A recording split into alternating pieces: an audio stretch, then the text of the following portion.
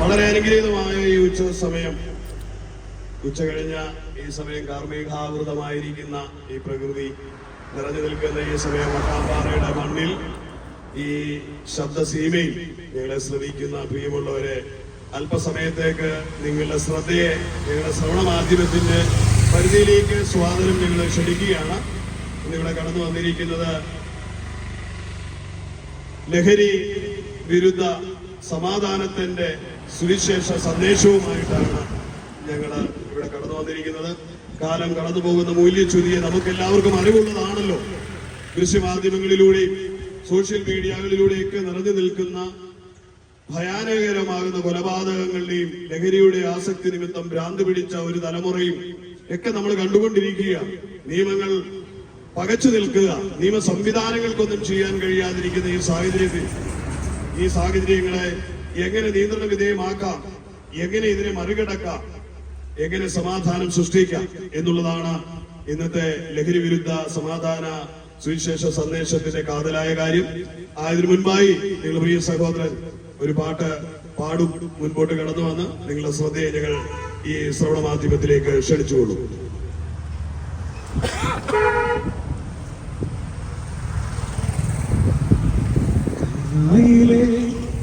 കല്യാണനാളിൽ കൽഭരണിയിലെ വെള്ളം മുതിരിനീരാ, കാനായിലെ കല്യാണനാളിൽ കൽഭരണിയിലെ വെള്ളം മുതിരിനീരാ, വിസ്മയത്തിൽ മുഴുകി ലോകരെന്ന് വിസ്മൃതിയിൽ തുടരും ലോകമിന്ന്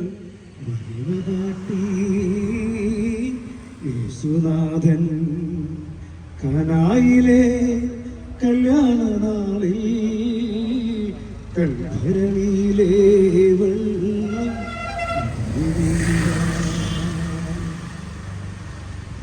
കാലികൾ മെയ്യും പുത്തൊഴുത്തിൽ മർത്യനായി ജന്മമേകീശൻ മെഴുതിരി നാളം പോലെയെന്നും വെളിച്ചമേകി ജഗത്തിനെന്നും മെഴുതിരി നാളം പോലെയെന്നും വെളിച്ചമേകി ജഗത്തിനെന്നും. ആഹാ ഞാനെത്ര ഭാഗ്യവാൻ,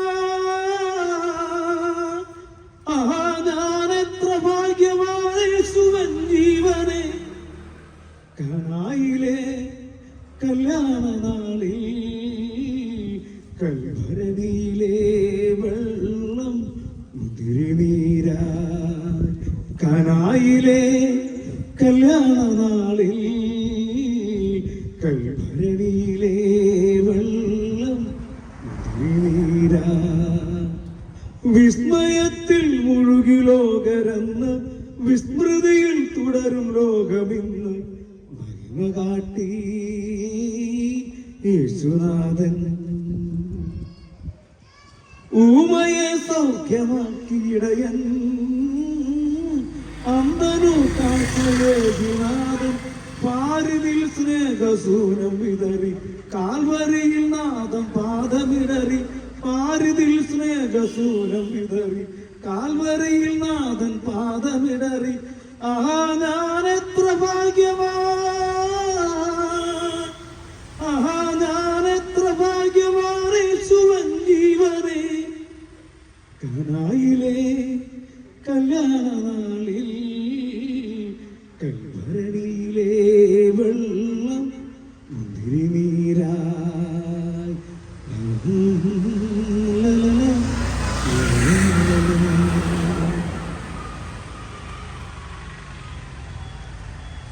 വളരെ മനോഹരമായ ഒരു ഗാനം ഞങ്ങളുടെ പ്രിയ സഹോദരൻ ഇവിടെ ആലപിക്കുവാൻ ഇടയായി തീർന്നു. ഞങ്ങൾ നിങ്ങളുടെ ശ്രദ്ധയെ ആകർഷിക്കുവാൻ വേണ്ടിയാണ് ഇന്ന് ഇങ്ങനെ ഒരു പാട്ട് പാടുവാൻ ഇവിടെ സമയം കണ്ടെത്തിയത്. മഴ അധികം താമസിയാതെ പെയ്യും. അതിനു മുൻപ് ഏതാനും മിനിറ്റുകൾ കൊണ്ട് പ്രഭാഷണം ഇവിടെ അവസാനിപ്പിക്കുന്നതായിരിക്കും. വട്ടോപ്പാറയിലെ ഞങ്ങളുടെ പ്രിയ സഹോദരങ്ങൾക്ക് ഹൃദയഭാഷയിലുള്ള നന്ദിയും സ്നേഹവും ഞങ്ങൾ ഓർപ്പിക്കുകയാണ്.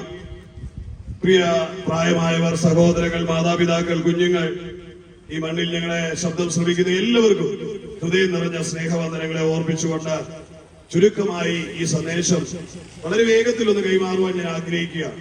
ഞങ്ങളുടെ സന്ദേശത്തിന്റെ കാതൽ കാര്യം എന്ന് പറയുന്നത് ഈ കാലഘട്ടം നേരിട്ടുകൊണ്ടിരിക്കുന്ന ഏറ്റവും വലിയ വിപത്ത്, അത് നമ്മുടെ നാട് മാത്രമല്ല ലോകമെമ്പാടും സംഭവിച്ചുകൊണ്ടിരിക്കുന്ന ഏറ്റവും വലിയൊരു വിപത്ത് എന്ന് പറഞ്ഞാൽ ലഹരിയുടെ അതിപ്രസരണമാണ്.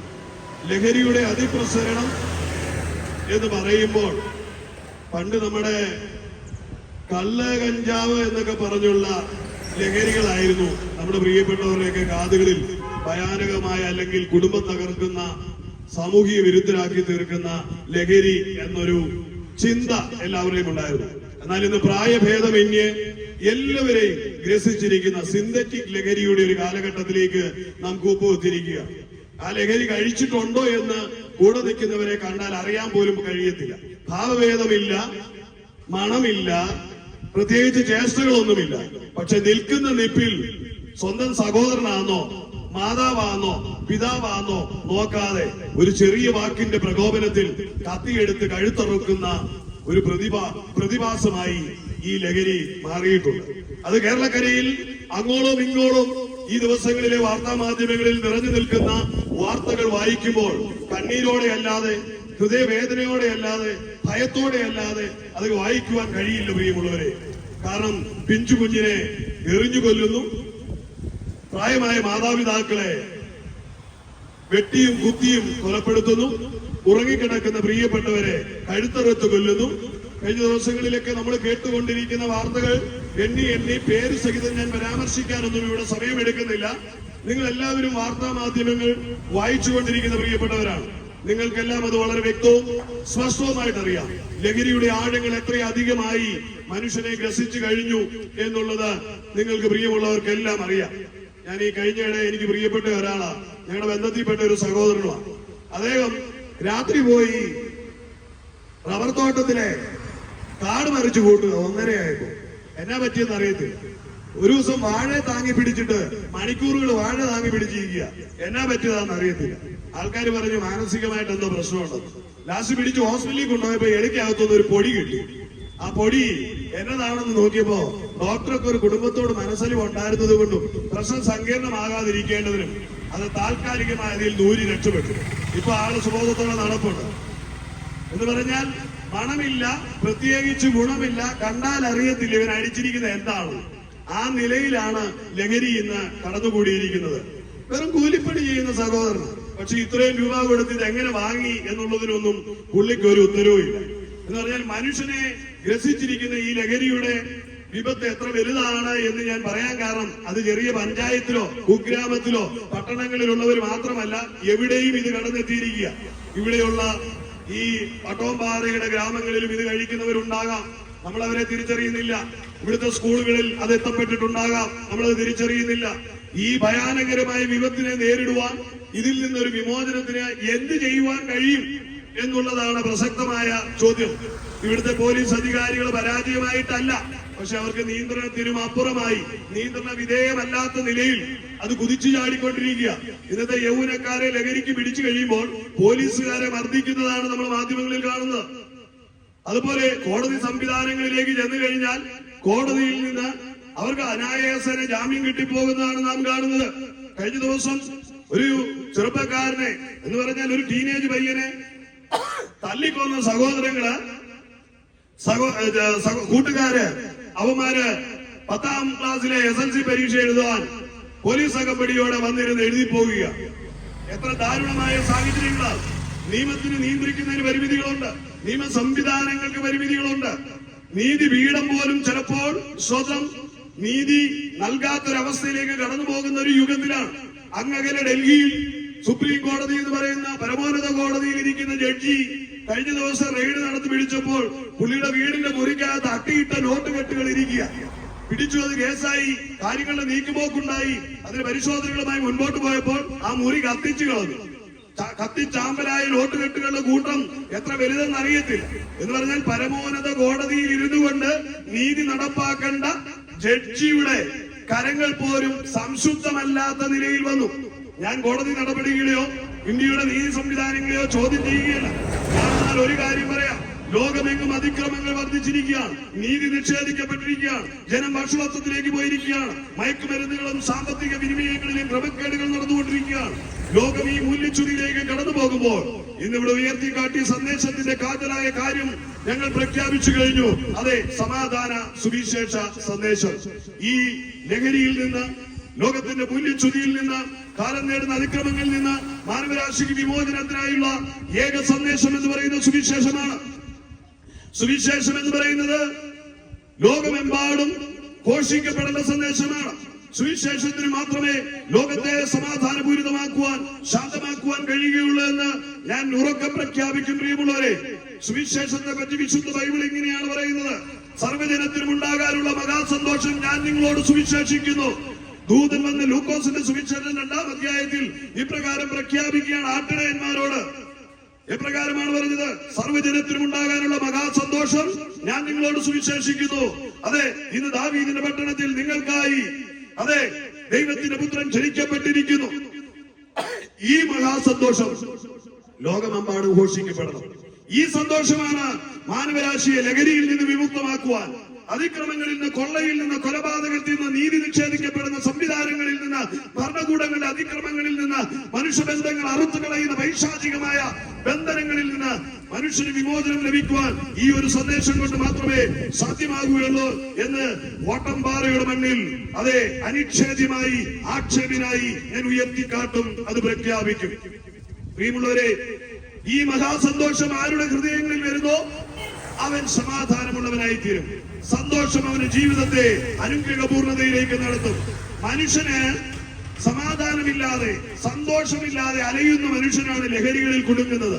ഈ ലോകത്ത് മൃഗപ്രായരായി തീർന്ന സകല മനുഷ്യരുടെയും ജീവിത ചരിത്രത്തിലേക്ക് നോക്കിയാൽ കാണാം, അവർ അസഹിഷ്ണുതയുടെ ഉറവിടമാണ്. അവർക്ക് ജീവിതത്തിൽ ഉയരുവാൻ കഴിഞ്ഞില്ല. അവരുടെ സ്വപ്നങ്ങൾ പൊലിഞ്ഞുപോയി. പിന്നെ അവരുടെ സ്വപ്നങ്ങൾ യാഥാർത്ഥ്യമാക്കുവാൻ, അവരുടെ നിരാശകളെ മാറ്റുവാനാ ലഹരികളിലേക്ക് പോയത്. എന്നാൽ ഇന്ന് പറയാം, നിനക്ക് കിട്ടാവുന്ന ഏറ്റവും മഹാസന്തോഷം നൽകുവാൻ, അതെ, 2025 വർഷങ്ങൾക്ക് മുമ്പ് ദൈവത്തിന്റെ ഏകജാതനായ പുത്രൻ ഈ ഭൂമിയിലേക്ക് പിറക്കപ്പെട്ടു. അവന്റെ പിറവിയിൽ ലോകത്തോട് ദൂതന്മാർ വിളിച്ചു പറയുക: സർവ്വജനത്തിനും ഉണ്ടാകാനുള്ള മഹാസന്തോഷം, ദാരിദ്ര്യത്തിൽ ഇരിക്കുന്നവനുള്ള സന്തോഷം, കണ്ണുനീരിൽ ഇരിക്കുന്നവനുള്ള സന്തോഷം, രോഗശയ്യയിൽ തകർന്നു കിടക്കുന്നവനുള്ള സന്തോഷം, ശാപത്തിന്റെ കെട്ടുകളിൽ മുങ്ങിപ്പോയവന് കിട്ടുവാനുള്ള സന്തോഷം, ആത്മഹത്യക്കായി കയറെടുത്തവനും വെച്ചക്കുപ്പിയെടുത്തവനും കിട്ടുവാനുള്ള മഹാസന്തോഷം. അതെ, മാനവരാശിയെ നോക്കി ദൂതൻ വിളിച്ചു പറഞ്ഞ മഹാസന്തോഷം ഇന്ന് വട്ടപ്പാറയുടെ മണ്ണിൽ എന്നെ കേൾക്കുന്ന പ്രിയമുള്ളവരുടെ ഹൃദയങ്ങളിലേക്ക് ഞാൻ ആഴങ്ങളിൽ വിതയ്ക്കുകയാണ്. നിങ്ങളൊരു സന്തോഷം ആഗ്രഹിക്കുന്നുവെങ്കിൽ ഈ ദിവ്യ സന്തോഷത്തിലേക്ക് നിങ്ങളുടെ ഹൃദയങ്ങളെ തിരിക്കാം. നിരാശയിലാണോ? ഇതാ, നിങ്ങൾക്ക് സമാധാനവും സന്തോഷവും തരുവാൻ ഈ സന്ദേശത്തിന് കഴിയും. പ്രിയമുള്ളവരെ, അത് മതത്തിന്റെ സന്ദേശമല്ല, അത് ബന്ധുക്കോസുകാരുടെ സന്ദേശമല്ല, അത് ക്രിസ്ത്യാനിയുടെ പ്രമാണമല്ല, അത് ലോക ജനതയ്ക്ക് വേണ്ടി സർവശക്തനായ ദൈവം ഒരുക്കിയ സന്തോഷമാണ്. സർവ്വജനത്തിനും ഉണ്ടാകാനുള്ള മഹാസന്തോഷം എന്നാണ് തിരുവചനം പറയുന്നത്.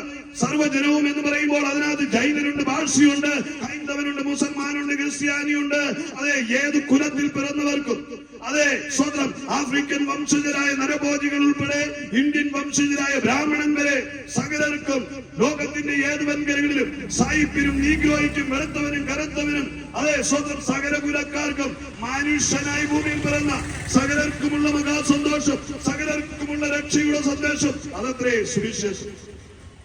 സുവിശേഷത്തിന്റെ പ്രത്യേകത ഏതെങ്കിലും ഒരു കുലത്തിനോ ഏതെങ്കിലും ഒരു വിഭാഗത്തിനോ ഉള്ളതല്ല. ലോകത്തിലെ എല്ലാ മതങ്ങളും ഏതെങ്കിലും പ്രത്യേക വിഭാഗങ്ങൾക്ക് വേണ്ടി രൂപകൽപ്പന ചെയ്ത, എന്നാൽ സുവിശേഷം സർവ്വജനത്തിനും വേണ്ടി രൂപകൽപ്പന ചെയ്ത, അതെ, സ്വന്തം എല്ലാ സന്ദേശങ്ങളും, എല്ലാ പ്രമാണങ്ങൾക്കും പിന്നിൽ ഏതെങ്കിലും ഒരു വിഭാഗത്തെ ഉയർത്തിക്കൊണ്ടുവരുവാൻ വേണ്ടിയാ. താഴ്ന്നവനെ ഉയർത്തുവാൻ ഒരു പ്രമാണം, ഉയർന്നവനെ നിലനിർത്തുവാൻ ഒരു പ്രമാണം, വെളുത്തവനൊരു പ്രമാണം, കറുത്തവനൊരു പ്രമാണം, ഹൈന്ദവർക്കൊരു പ്രമാണം, മുസൽമാനൊരു പ്രമാണം, ക്രിസ്ത്യാനിക്കൊരു പ്രമാണം. എന്നാൽ ബൈബിൾ എന്ന് പറയുന്നത് സർവ്വജനത്തിനും ഉണ്ടാകാനുള്ള മഹാസന്തോഷം ഘോഷിക്കുന്ന, അതേ, മഹത് ഗ്രന്ഥമത്രേ ബൈബിൾ എന്ന് പറയുന്നത്. ഈ വിശുദ്ധ ബൈബിളിൽ ഇപ്രകാരമാണ് വിളിച്ചു പറഞ്ഞ് സർവ്വജനത്തിനും ഉണ്ടാകാനുള്ള മഹാസന്തോഷം. അങ്ങനെയാണെങ്കിൽ ഇന്ന് വട്ടംപാറയുടെ ദേശത്ത് ഞങ്ങളെ കേൾക്കുന്ന പ്രിയമുള്ളവർ ഹൃദയങ്ങളിൽ ആഴമായ സന്തോഷം പകരുവാൻ ഇന്ന് ഈ സന്ദേശം ഇടയാക്കുമെന്ന് പ്രിയമുള്ളവരെ പറയട്ടെ. നിരാശയുടെ ആഴക്കയങ്ങളിൽ കിടന്നുകൊണ്ട്, ജീവിത തകർച്ചയിൽ നിന്നുകൊണ്ട്, കുടുംബ തകർച്ചയിൽ നിന്നുകൊണ്ട് ഞങ്ങളെ കേൾക്കുന്നവർ ഉണ്ടെങ്കിൽ നിങ്ങളുടെ ജീവിതത്തിലെ ആ നിരാശയെ, ആ ദുഃഖത്തെ, പരാജയത്തെ മാറ്റുവാൻ കർത്താവായ യേശു ക്രിസ്തു എന്ന ഈ മഹാസന്തോഷം നിങ്ങളുടെ ഹൃദയങ്ങളിലേക്ക് വരും. പ്രിയമുള്ളവരെ, കർത്താവ് നിങ്ങളെ വിളിക്കുന്നത് സ്വന്തം ഒരു പ്രസ്ഥാനത്തിലേക്കല്ല. നിങ്ങളുടെ ജീവിതം ക്രിസ്തുവിൽ ധന്യപൂർണതയാകുവാൻ, ദൈവരാജ്യം പ്രാപിക്കുവാൻ, നിത്യത പ്രാപിക്കുവാൻ വേണ്ടിയാണ് ഈ സന്ദേശം നിങ്ങൾക്ക് വേണ്ടി കൈമാറുന്നത്. വിശുദ്ധ ബൈബിളിന്റെ ആധികാരികമായ ഗ്രന്ഥത്തിന്റെ അകത്താളുകളിൽ ഇപ്രകാരം പറയുന്നുണ്ട്: കാരാഗ്രഹത്തിൽ കിടക്കുന്ന പ്രിയപ്പെട്ട സഹോദരങ്ങൾ, അതെ, കാരാഗ്രഹം തുറന്ന് രക്ഷപ്പെടാൻ പോകുന്ന ഒരു സാഹചര്യത്തിൽ, അതെ, കാരാഗ്രഹ പ്രമാണി ഭയവികലനായി നിന്നുകൊണ്ട് ചോദിക്കുന്ന ഒരു ചോദ്യമുണ്ട്. രക്ഷപ്പെടുവാൻ ഞാൻ എന്ത് ചെയ്യണം എന്ന് ചോദിക്കുന്ന ഒരു ചോദ്യമുണ്ട്. ആ ചോദ്യം മാനവരാശി ആകമാനം ചോദിക്കുന്ന ഒരു ചോദ്യമാണ്: രക്ഷപ്പെടുവാൻ ഞാൻ എന്ത് ചെയ്യണം? എന്നെ കേൾക്കുന്ന പ്രിയമുള്ളവരെ, രക്ഷയ്ക്കായി ഒരൊറ്റ വഴിയേ ഉള്ളൂ. അതാണ് ഇന്ന് ഇവിടെ ഉയർത്തി കാട്ടുന്നത്. അതെ, നീയും നിന്റെ കുടുംബവും രക്ഷ പ്രാപിക്കുവാൻ കർത്താവായ യേശു ക്രിസ്തുവിൽ വിശ്വസിക്കാം. കാരാഗ്രഹ പ്രമാണിയോട് പറയുന്ന ആ വാക്ക് ഇന്ന് വട്ടംപാറയിലെ പ്രിയ സഹോദരങ്ങളോടും പറയാ: സ്വന്തം കർത്താവായ യേശു ക്രിസ്തുവിൽ വിശ്വസിച്ചാൽ നീയും നിന്റെ കുടുംബവും രക്ഷ പ്രാപിക്കും. അതേ പ്രിയമുള്ളവരെ, രക്ഷയ്ക്കായി ഒരേ ഒരു മാർഗമേ ഉള്ളൂ. അത് കർത്താവായ യേശു ക്രിസ്തു എന്ന ലോകരക്ഷിതാവിനെ ഹൃദയത്തിൽ സ്വീകരിക്കുന്നതാണ്.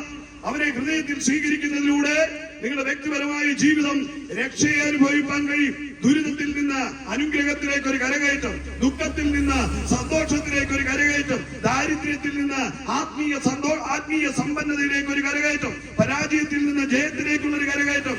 കർത്താവായ യേശു എന്ന മഹാസന്തോഷം നിങ്ങളുടെ ഹൃദയങ്ങളിൽ വന്നാൽ സംഭവിക്കുന്നത് അതാണ് പ്രിയമുള്ളവരെ. അത് ഇന്ന് പകൽ നിങ്ങൾക്ക് ഉത്തരം കിട്ടാത്ത ആയിരക്കണക്കിന് ചോദ്യങ്ങളും. ഇതൊരു മതഗ്രന്ഥമല്ലേ? ക്രിസ്ത്യാനിയുടെ പുസ്തകമല്ലേ? അത് വിശ്വാസികൾ എന്ന് പറയുന്ന ബന്ധുക്കോസുകാരനുള്ളതല്ലേ? അതുകൊണ്ടല്ലേ നിങ്ങൾ കവലകളിൽ നിന്ന് കീറുന്നത്? അല്ലല്ലല്ല പ്രിയമുള്ളവരെ, ഇത് സർവ്വജനത്തിനും ഉണ്ടാകാനുള്ള സന്തോഷമാണ്. വിശുദ്ധ ബൈബിൾ ഇപ്രകാരമാണ് പറയുന്നത്: സർവ്വജനത്തിനും ഉണ്ടാകാനുള്ള സന്തോഷം.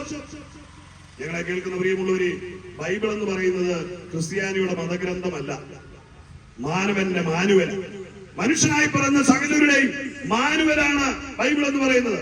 ബൈബിൾ ഒരു വ്യക്തിയുടെ കുത്തകയല്ല, ഒരു പ്രസ്ഥാനത്തിന്റെ കുത്തകയല്ല, ഏതെങ്കിലും സ്വന്തം ക്രിസ്തീയ സമൂഹത്തിന്റെ കത്തോലിക്കറിയോ യാക്കോബിന്റെ മാർത്തോമക്കാരനെയോ അത് CSCക്കാരനെയോ ബന്ധുക്കോസുകാരനെയോ കുത്തകയല്ല ബൈബിൾ. ബൈബിൾ സകല മാനവന്റെയും മാനുവലാണ്. ഏത് മനുഷ്യൻ വിശ്വസിക്കുന്നോ അവന്റെ ഹൃദയത്തിന്റെ അകതാളുകളിലേക്ക് അതിന്റെ അകത്തെ ആധികാരിക വചനങ്ങൾ കടന്നു ചെല്ലുകയും അവൻ അത്ഭുത രൂപാന്തരം ഉണ്ടാകുകയും, അതെ, മൃഗതുല്യമായി ജീവിക്കുന്ന മനുഷ്യനെ മനുഷ്യ സ്നേഹിയാക്കി മാറ്റുകയും ചെയ്യുന്ന അത്ഭുത രൂപാന്തരത്തിന്റെ പുസ്തകം. അതെ, കുലപാതകിയെ, മോഷ്ടാവിനെ, പിടിച്ചുപറിക്കാരനെ, സാമൂഹിക വിരുദ്ധനെ, അതെ, മാനസാന്തരം നൽകുന്ന പുസ്തകം. വിശുദ്ധ ബൈബിളിന്റെ പ്രത്യേകത ഇതാണ്. ഇന്ന് പകൽ ഞങ്ങളെ കേട്ടുകൊണ്ടിരിക്കുന്ന പ്രിയമുള്ളവരെ, ഹൃദയത്തിന്റെ അകതാരിൽ നിനക്ക് വിശ്വസിക്കാൻ കഴിയാതെ വണ്ണം നീ ആശങ്കാകുലമായി നിൽക്കുന്നെങ്കിൽ ആയിരിക്കുന്നിടത്ത് ഇരുന്നു കൊണ്ട് കർത്താവായ യേശുവിനെ ഹൃദയത്തിലേക്കൊന്ന് ക്ഷണിച്ചിട്ട് ഇപ്രകാരം ഒരു ചോദ്യം ചോദിച്ചാൽ മതി: കർത്താവേ, നീ സത്യദൈവമെങ്കിൽ എന്റെ സ്വഭാവത്തെ, എന്റെ ജീവിത സാഹചര്യങ്ങൾക്ക് ഒരു മാറ്റം തരുമാറാകണമേ. ഏത് വ്യക്തിയെയും രൂപാന്തരപ്പെടുത്തുന്ന ഈ അത്ഭുത സ്നേഹം, ഈ മഹാസന്തോഷം നിന്റെ ഹൃദയത്തെ രൂപാന്തരപ്പെടുത്തും. നിന്റെ ഹൃദയത്തിന്റെ അസ്വസ്ഥതകളെ മാറ്റും, നിരാശകളെ മാറ്റും, ദുഃഖങ്ങളെ മാറ്റും. നിന്റെ ഹൃദയം സന്തോഷം കൊണ്ട് നിറയുവാനിടയായി തീരും. അതുകൊണ്ടാ തിരുവചനം പറയുന്നത്: കർത്താവിനെ കൈക്കൊണ്ട് അവന്റെ നാമത്തിൽ വിശ്വസിക്കുന്നവർക്ക് ദൈവമക്കളാവാൻ സാധിക്കും. ഒരുവൻ ക്രിസ്തുവിലായി കഴിഞ്ഞാൽ അവൻ പുതിയ സൃഷ്ടിയായി മാറുമെന്നാണ് തിരുവചനം പറയുന്നത്. പഴയത് കഴിഞ്ഞുപോയി.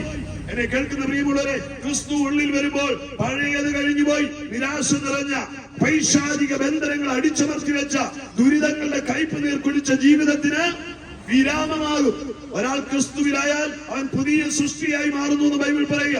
അങ്ങനെ ഉണ്ടെങ്കിൽ ഏത് വലിയ മുഖം പേറുന്ന പൈശാചികതയുടെ കൂടിനകത്ത് കിടക്കുന്ന, ശപിക്കപ്പെട്ട അനുഭവത്തിൽ കിടക്കുന്ന, കണ്ണുനീരും കയ്പും കുടിക്കുന്ന ഒരു വ്യക്തിയുടെ ജീവിതത്തെ പുതിയ സൃഷ്ടിയുടെ പദവിയിലേക്ക് മാറ്റുമ്പോൾ അവന്റെ അവസ്ഥകൾക്ക് ഭേദം വരും.